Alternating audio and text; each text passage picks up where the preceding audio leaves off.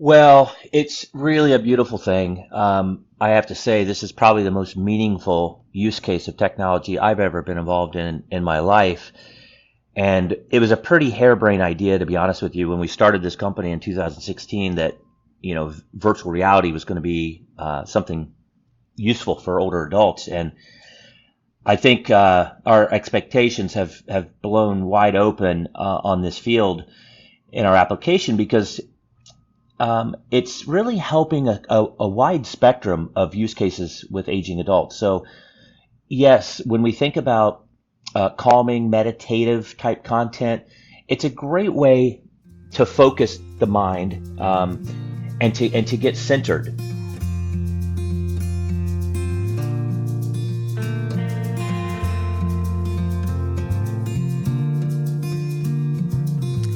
Welcome to Zestful Aging, where I speak with fascinating people from all over the world, from every walk of life, who will inspire you to live with zest. I'm your host, Nicole Christina, and my mission is to bring you optimism about aging and help you make full use of the new opportunities that only come at this stage of life. To find out more about the podcast, hop on over to zestfulaging.com. And while you're there, sign up for my weekly email newsletter, The Insider, where you will get fun and quirky tidbits about the show and my exploits, including when I went python hunting in Florida and my participation in the National Senior Games. And if you love the podcast, I'd be grateful if you shared it with your friends. Our music is courtesy of Judy Banker, who was a previous guest on the show. Find out more at judybanker.com. And our technical director is Stephen Litweiler. Well, one of the challenges of older adults is getting enough stimulation. And to make things worse, we're all aware that COVID increased isolation, loneliness, and depression among elders and among everybody else. My guest today has co-founded a company that's mission is to keep older adults engaged and active and having new experiences. So enter virtual reality. We're going to hear how exposing older people to virtual reality is a life changer. Wait until you hear how cool this is. Welcome to the show, Chris Brickler. Hi, thanks, Nicole. Great to be here. I'm really excited to talk to you because I know just a little bit about this. I'm really excited to find out more. I did some research on your work, and it looks like you're having some really significant positive benefits come out of this technology. But first, can you tell us how you got interested in virtual reality to begin with? Well, yeah, sure. I saw VR for the first time in 2015, not too dissimilar from the time I saw the first graphical user interface on the internet in 1992. When I saw that internet change from text to graphics, I saw a world that was going to be a lot different. So I spent the entire decade of the 90s building the foundation of the internet in America and then with British Telecom in Europe. And always have been on the front end of technology as it relates to internet. Well, when I fast forward to 2015, I had a good friend that was part of the acquisition at Facebook when they acquired a company called Oculus.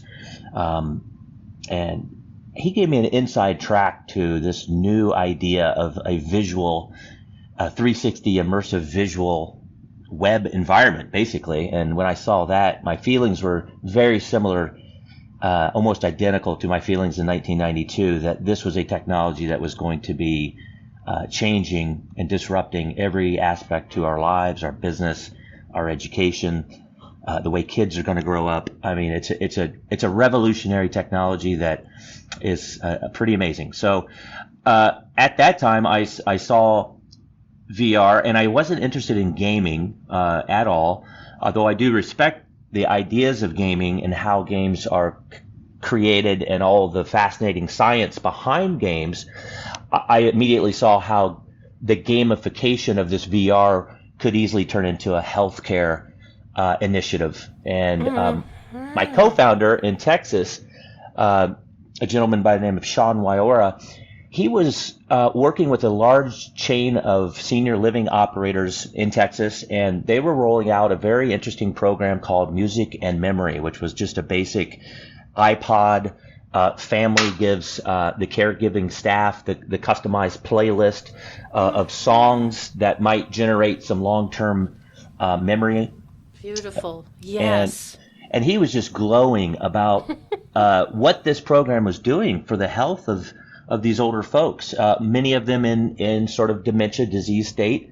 But the way that this was moving neurons around in the brain was pretty fascinating to him and certainly fascinating to me. And then at that time, that was right after I had started seeing the sort of future of VR. And I said, well, what if we could bring that music experience into VR and create something 10 times more powerful than an iPod with a Frank Sinatra song, or a list of Frank Sinatra songs, Yes. and move that into the virtual space. So our very first prototype we did was we recreated a speakeasy type lounge in the 1950s, brought in 35 actors all dressed in 1950s garb, a spherical camera that shoots the entire room every direction, and then we had a band playing live Frank Sinatra type songs. And the band This is blowing my mind. This is so cool. So you basically are doing kind of a music video.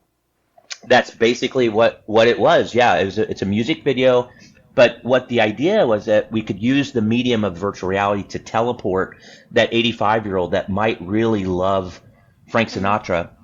We're teleporting them to a different time, and we're teleporting them to a place where they can enjoy this music and remember this music. And after trying that prototype out in the early days in 2017 timeframe, it was clear that VR was going to have a major impact on the health of our aging population, not just in music, although that is our love and sort of foundation, but all across the spectrum of ways to engage the aging mind. It's really a beautiful technology for that process.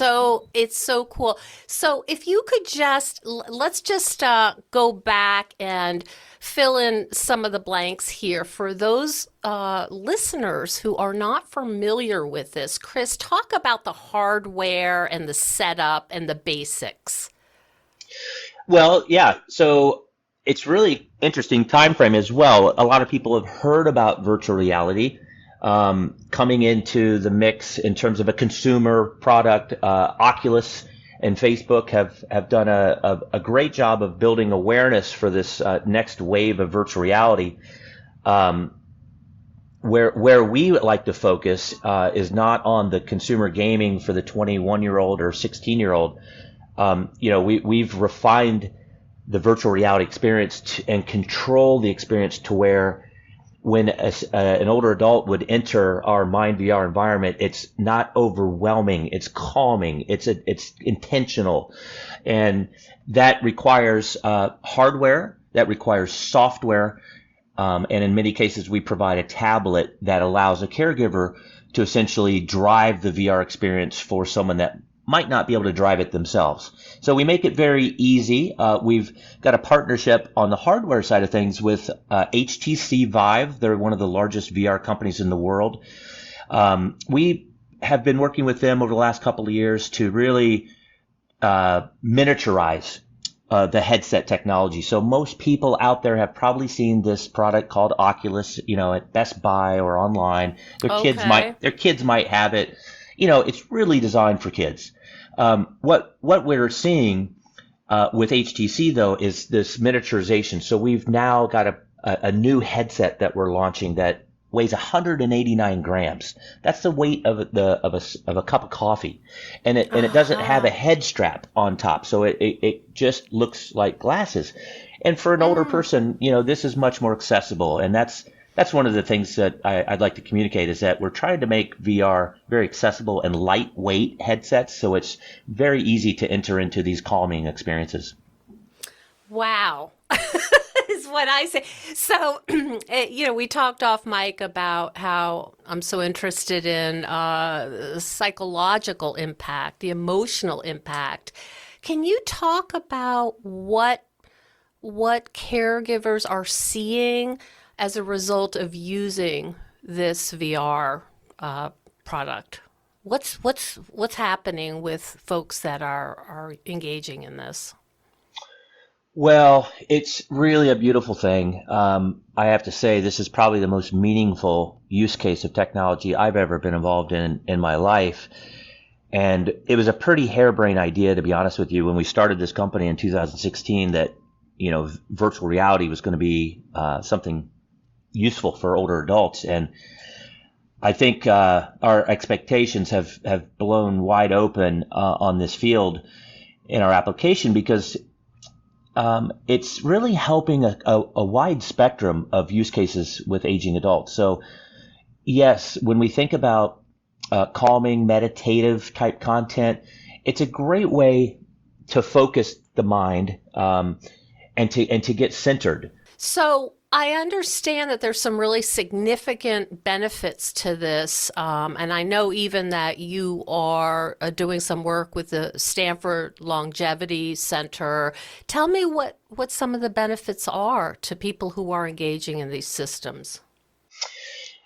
Well, we're starting to see a lot of benefits, far more than we ever expected.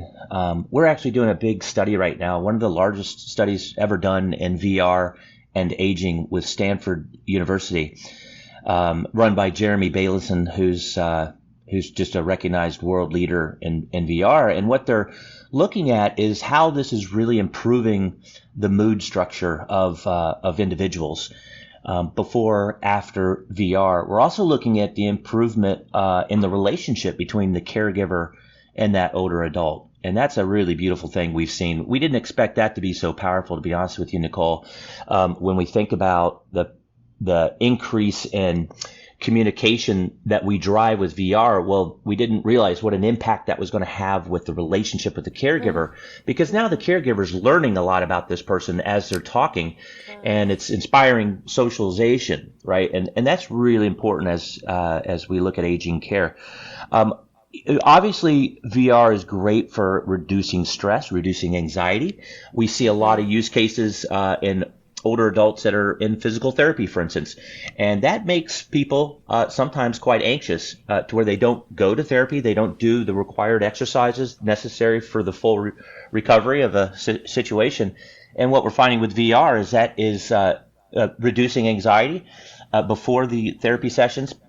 And also, we're using VR in therapy now. So we can start to assist in the occupational therapy and physical therapy areas of care. And that's just a beautiful evolution of the technology. I heard a story, Chris, and it almost brought me to tears. We were at the same conference many years ago, and I heard the story. Maybe you can tell me more about it, that there is a program that brings people back to their childhood neighborhoods. Mm-hmm. Am I understanding that correctly? Yeah, you are. We've launched a feature that's called Mind Explorer, and we've partnered with Google on this to basically tap into Google Street level maps. Mm-hmm. And it's just really cool because we allow the caregiver and that senior to go on trips together. And anywhere is possible. The chapel that person might have got married in is their high school. All these things unlock these long-term memories. And we know in dementia care specifically, VR has enormous benefits, and we've seen this over and over. Yeah, it's tremendous. I mean, it's like it's only limited by your imagination. When you said you could go back to high school, I thought, ew. Who wants to do that? Yeah, right. But you could, I'm just trying to imagine, like the choices and how I'm just, I haven't seen people do it, but I can imagine that they would just come alive. That's exactly right. I was with a couple in New Jersey right before the pandemic, and I was they've been married for 50 years. They were both in a senior living community. She was fairly far down the spectrum of dementia, and he was perfectly healthy. We got him into a room together. This probably 10 people from the staff were in there as well. And I said, where's a place on the planet that you guys have gone to that might have some emotional significance? And the gentleman told me that Paris was where they got where they had their honeymoon and then had subsequent family vacations. It was just their favorite place. All right. I turned to her and I said, well, would you like to visit Paris? And she said, yeah, I'd love to.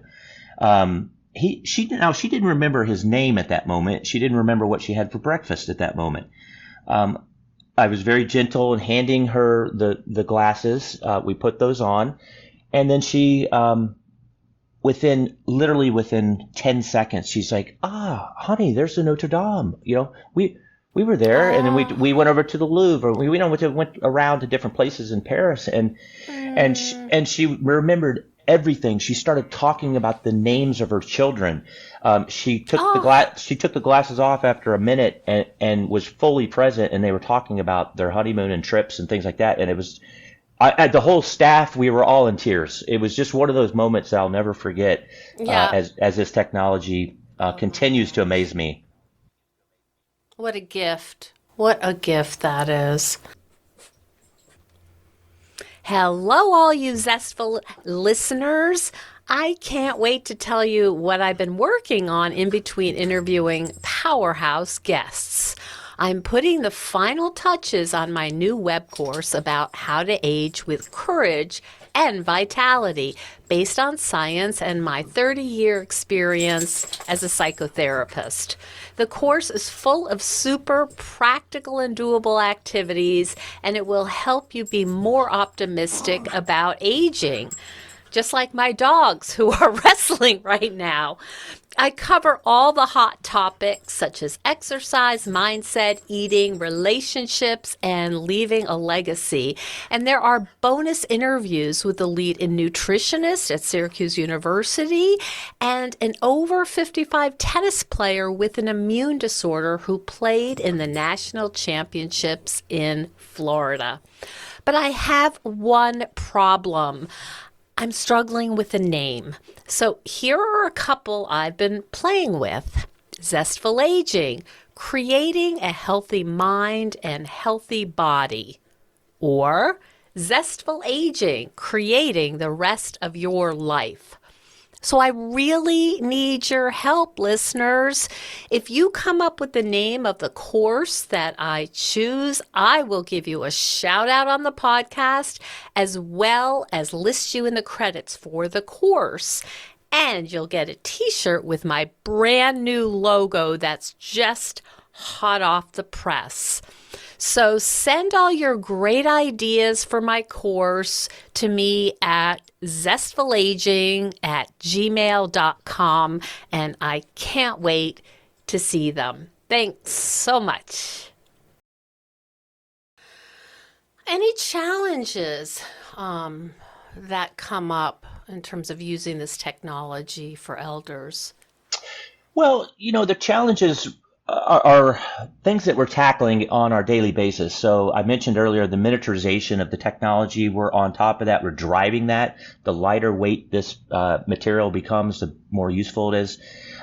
Industrial strength, medical grade solutions is what we're about. So we're putting our technology into healthcare settings all over the country, in Australia and Canada. It's really exciting, but that means that you have to have very sophisticated technology that's easy to use in the field, and I think we're accomplishing that. That is a challenge, but we're accomplishing that. The other big challenge is really working the technology into the flow of reimbursement, to make it more accessible. So MindVR has been deploying this technology out to the world, and it's largely been consumed by large private pay organizations and some very large nonprofits and some very large for-profit organizations. But as we prove the clinical efficacy, which we're doing on a daily basis at MindVR with all of our academic partnerships, but as we prove that, we're also moving that into the regulatory system so we can ultimately provide access to this technology to a much larger population. And I think that's what's exciting And I could talk a long time about how the regulatory climate truly is waking up to VR therapy, and how blessed we are to be in this time to be driving this, because, when you look at the pending crisis as it relates to aging care, in 2034, we're expected to have more people that are 65 or older than 18 or younger. That's the first time in human history that's ever happened. I don't have to tell you that in your podcast, listener. And it's never going to be reversed. This is a permanent trend that's all over the world. Mm-hmm. So the more smart technology that we can invent to help with this healthcare shortage in the future is going to be critical. So I think the regulatory climate is warming up across the board, from the FDA to CMS to Congress. We're supporting probably the most important legislation that's ever been introduced in healthcare as it relates to digital therapeutics. It's called the Access to Digital Therapeutics Act of 2022. I see. It got a great level of support this year. It's going to be reintroduced into Congress in January, getting great support, bipartisan support on both sides of the aisle. It was co-authored by Senator Capito in West Virginia, Republican, and a senator of a Democrat from New Hampshire. And what this is intended to do is to basically fast track proven digital technologies that's essentially act as a pill, but act in the format of a software. And this is a real revolution in thinking in healthcare and how we scale some of these therapies digitally. So we're super excited about this. Congress is excited. We've created an educational campaign. Your listeners could learn more about this and support this at digitaltherapynow.org. And we have a petition. Okay.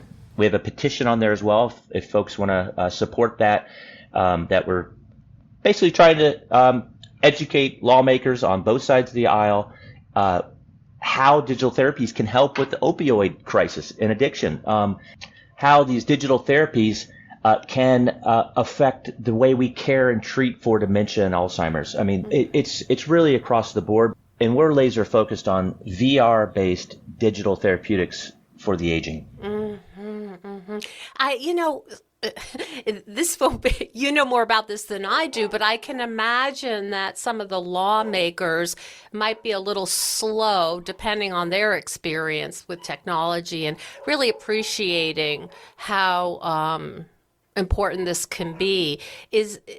Even though you have the research results, does it get frustrating to say you don't understand how robust this is, how significant it is? Is that part of your job, to try to help people understand what this can bring?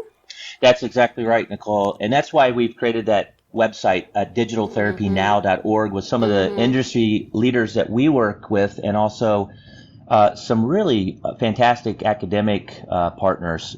So that site has a video that kind of explains in very simple terms the power of VR. In that case, we shared a story with a gentleman with Parkinson's, and how VR was temporarily giving him some relief to vertigo and dizziness. Unbelievable ideas here in terms of how VR can affect our thinking, our ways of communicating, and also retraining the brain. In the case of a stroke, for instance, in an older adult, many times you have to learn how to brush your teeth again, learn how to turn on the television, learn how to go to the grocery store, learn how to garden. Before you can be discharged from a long-term care setting back to the home, you might have to develop more skills and develop those faster. And we think VR is a hell of a way to help with this process. Hi, everyone. You may have noticed that Zestful Aging Podcast does not run a lot of ads. That's because I'm just not willing to endorse products that I don't have total confidence in and that I don't use myself. So it really means something when I tell you that after I interviewed Dr. Bill Rawls on cellular health, read his books, and learned about his high standards for quality control, I was sold. I placed an order for Vital Plan supplements immediately. I encourage you to check out both of my interviews with Dr. Bill Rawls and hop on over to vitalplan.com. If you enter Zestful15, they will give you a 15% off of your first order. I'm really excited for you to try these products. I think you'll be very impressed. Now, back to the show. I'm the obvious research design would be to put someone in a scan, right, before and after, and I'm betting people have done that already. Yeah. That's the obvious. Like, let's see what's happening in there. Well, oh, sorry, Nicole. You know what's fascinating about? Yeah. Nicole. You know what's fascinating about that is that when I came into this industry in 2016, I quickly learned that there were some predecessors before me that have been studying the healthcare benefits of VR for 20 years. So there is a deep pool of research from all over the world around VR as a therapy, and we've tapped into all the legends in that area that are on the advisory board now at MindVR, and we are really marching forward with the heritage of this industry. And now that we've got technology and these immersive glasses that are so accessible now, and our software is so easy to use, all these things are now coming together. But yes, brain scans and showing how neuroplasticity can occur with virtual reality is fascinating. It's a fascinating area of science. It must be. I mean, that sounds like how much more fun could science be than to see the neurons, firing in different ways or coming alive in places where there was no blood flow. That's right. I mean, it is. I'm sure the scientists are just. It sounds like a blast, frankly. So that's really something. I'm just curious. Is there are you seeing a pattern in how people want to use these technologies? Do they say, I want to go back to my family home? Do they say, I want to go on a walkabout in Australia? Is there any kind of patterns that you're noting for people using this? Well, the one thing I would say there is that everyone is different. These folks, these older adults are so beautiful. They've got such beautiful stories in their lives that it makes our job a little bit more complicated because we have to bring a very wide net of content. And that's really what we are. We're a content company. So we've created really the largest catalog of immersive content geared for older adults in the world. This comes through a licensed deal that we've done on an exclusive level with Michael Eisner's company called Little Star. Wonderful group that's aggregated a ton of content. And then we've also developed our own studio group called MindVR Studios, which is actually out there producing wonderful content for seniors on a monthly basis. So our network is always fresh with new content. And that content can range from anything from a virtual trip down Route 66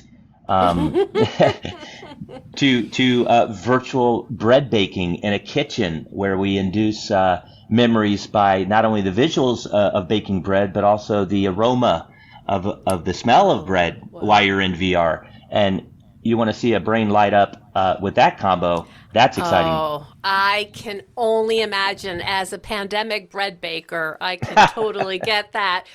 Oh, and I hear the passion in your voice, Chris, that, your talents for technology and the VR, you're seeing them really bear fruit in terms of helping humanity. I mean, we are all aging, and to hear that this is something that, if we're not doing it, we can look forward to. It's just very optimistic and hopeful.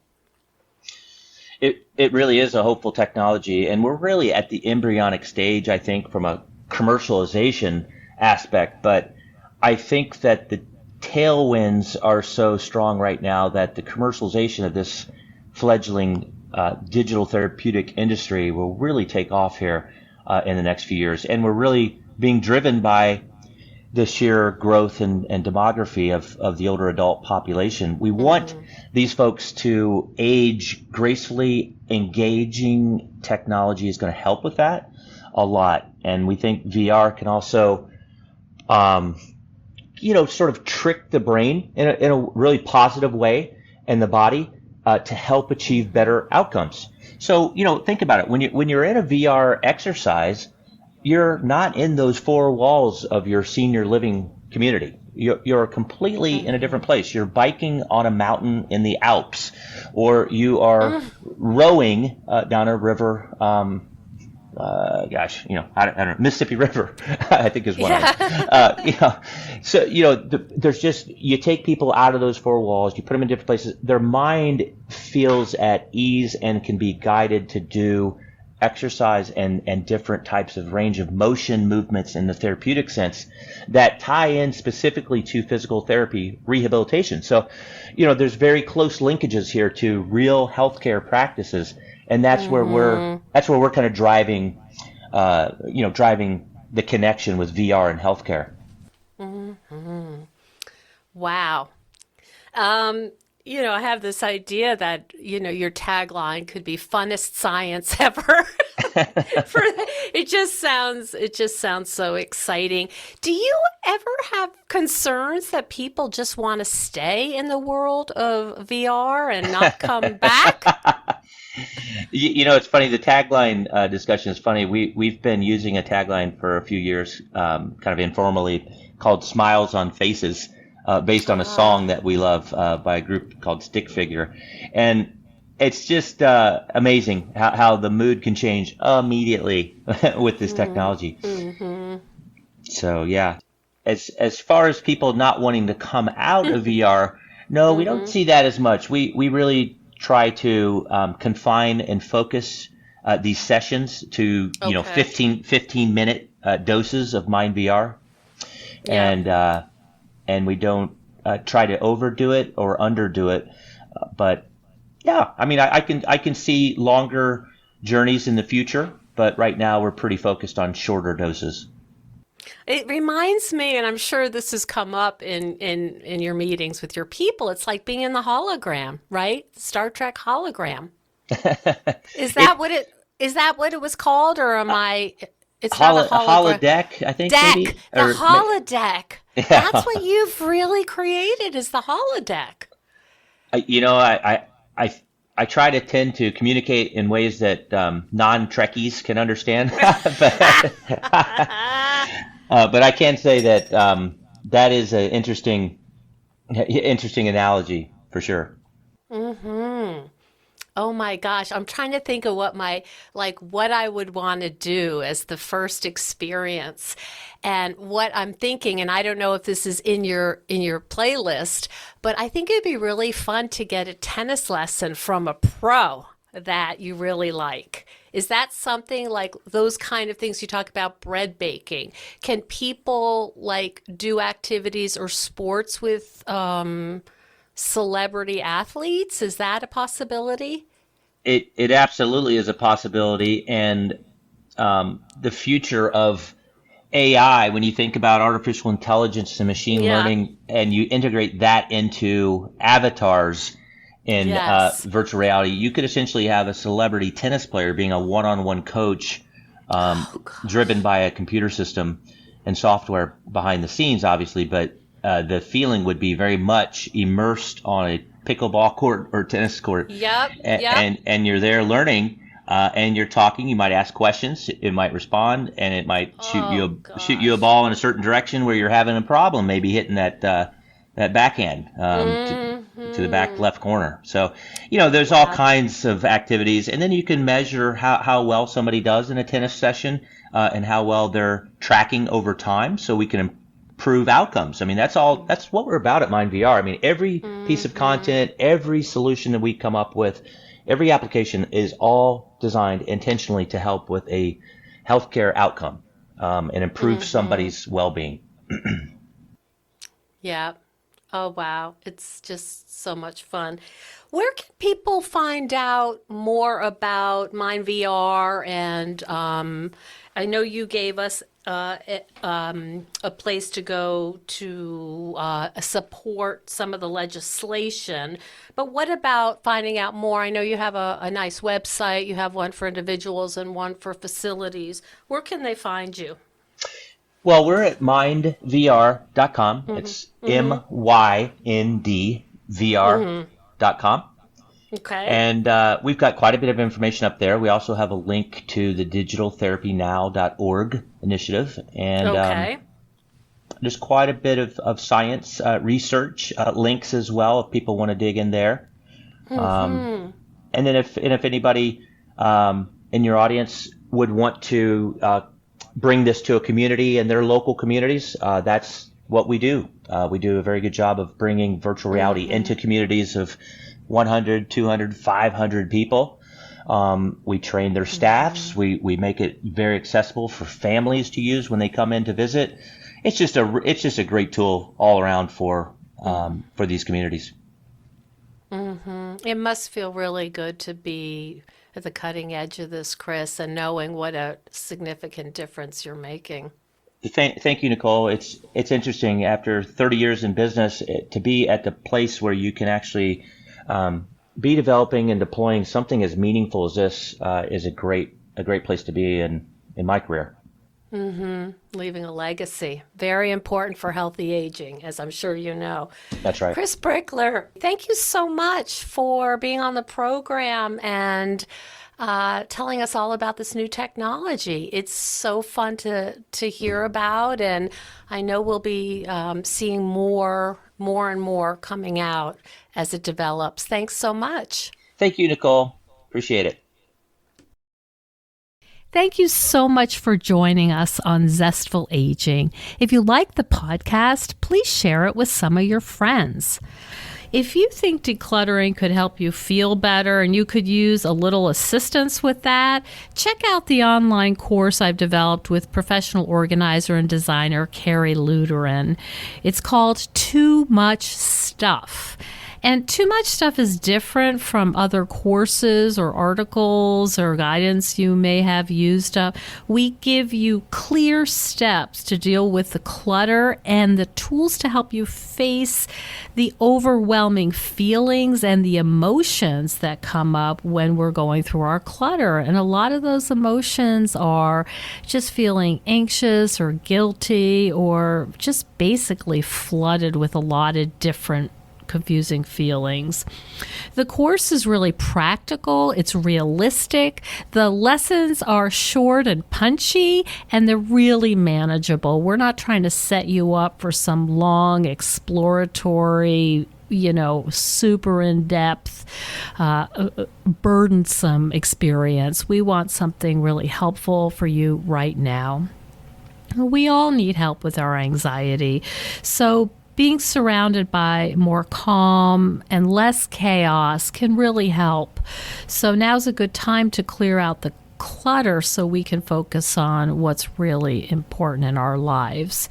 So find out more at zestfulaging.com. You'll see more about this under the web courses tab. If you have any questions, just shoot me an email at zestfulaging@gmail.com. Thanks so much.